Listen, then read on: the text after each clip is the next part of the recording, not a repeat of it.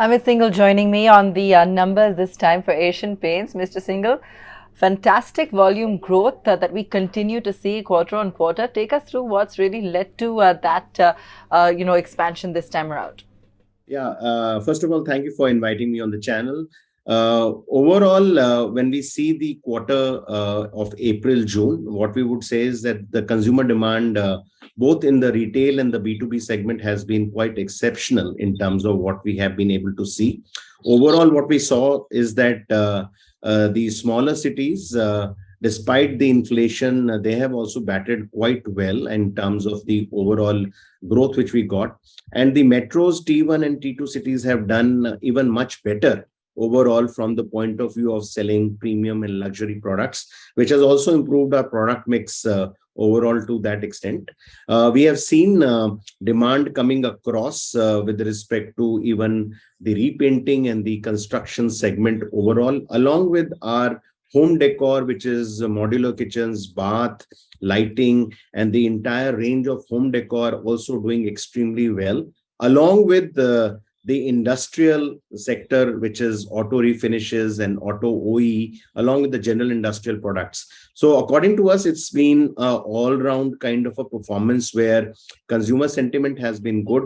Overall, I think people have heaved a sigh of relief that COVID is finally over and there is general positivity around in the market. You had already been increasing your prices. You alluded to it last quarter. We saw it come into play, passing on the rise in commodity pressures. But you're still seeing strong demand. So how would you describe or articulate the current trend that we're witnessing? So what we see is that in the paint industry, the price elasticity is quite robust, because overall there is in the painting there is also a component of labor which comes in, and the paint component is just about 40% in overall painting cost. So to that extent, the price increases which we have taken, which have been more calibrated, have ensured that it does not affect the consumer demand too much to that extent. So there was an overall inflation of about 6% in quarter 1 over quarter 4 of last year. But we took about 2% price increase in the market because we didn't want to upset the consumer demand.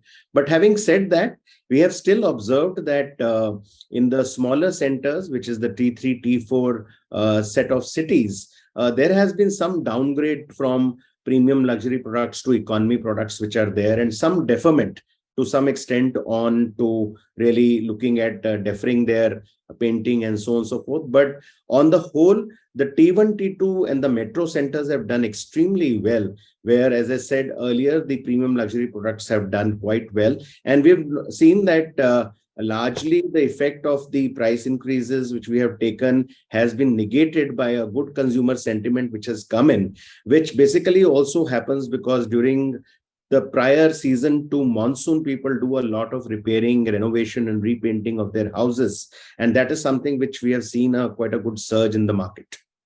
While you touched upon it, Mr. Syngle, if we can take a deeper look into the segments as well as new categories that you're looking at to drive further growth.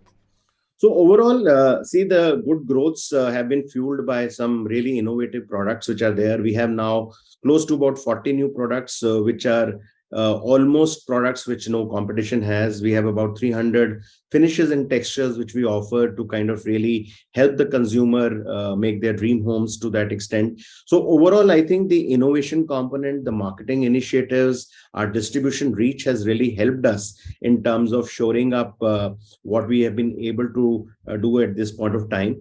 The other initiative of our moving from share of surface to share of space in the home has also helped us a lot, because we have now a beautiful home service by which we are able to execute full homes which are there, along with them offering a full design along with our own products which are into furniture, lighting, furnishing, kitchen, bath, and the entire range which comes in overall. So I think our overall offering is quite complete. It is quite exciting, and that is something which is really helping us in terms of getting the brand across to the consumer in a very big way.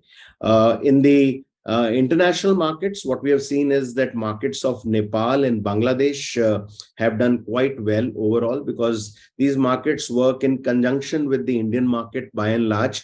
Sri Lankan market has not done too well because there is a problem which is going on in the country. But we hope that as time goes by, that should stabilize. But on the whole, I think the performance across markets and geographies has been pretty good.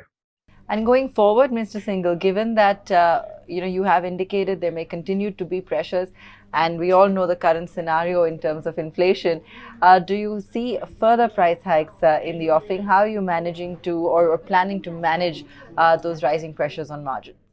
We are anticipating that Q2, we might get an inflation of about 1.5-2% over Q1, which we have seen. We have already done a price hike of about 0.5%, which is effective 1st of August in Q2. Now, it all depends in terms of how the inflation goes. While we are seeing some softening in crude prices, but we also are seeing a depreciating rupee, which is there to that extent. And some of the effect of the softening of the raw material prices, we feel only after about 1.5-2 months, because there is existing inventory which is with us. So we are watching the situation closely. We will like to kind of not upset the consumer demand. At the same time, we will see that if the inflation goes too high, we might take more increases. All right, Mr. Syngle, we'll leave it there. Great speaking with you as always. If you like the video, do like, comment, share and subscribe.